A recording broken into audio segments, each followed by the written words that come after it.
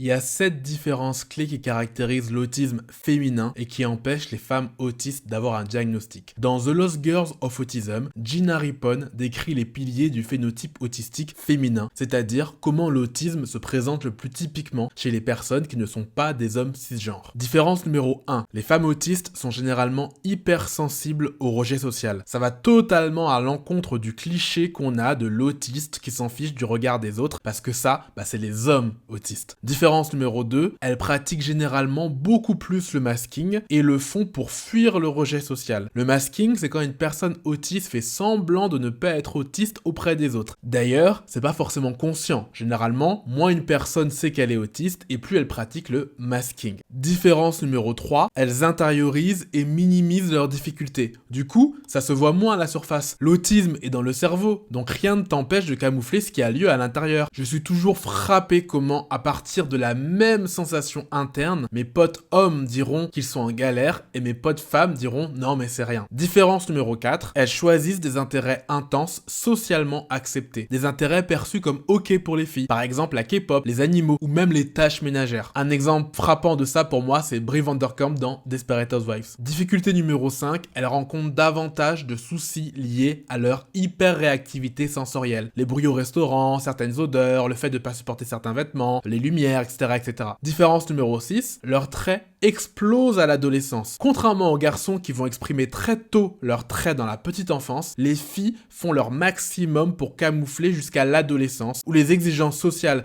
combinées aux effets de la puberté vont faire voler en éclats leur masque. On a alors l'impression qu'elles deviennent autistes, alors qu'elles l'ont évidemment toujours été. Mais du coup, comme le diagnostic a souvent lieu à la petite enfance, elles sont simplement ratées et jamais diagnostiquées. Différence numéro 7, elles expriment moins d'attachement au genre féminin que les femmes alistes, c'est-à-dire les femmes non autistes. On en a même 26,5% qui se déclarent non-binaires et ou transgenres. Si tu veux en savoir plus, je vais te détailler ces différences dans une conférence en ligne gratuite où je résume les travaux de Gina Rippon qui a écrit le livre The Lost Girls of Autism, duquel j'ai sorti toutes ces différences. Si tu veux t'inscrire, je te mets le lien en description.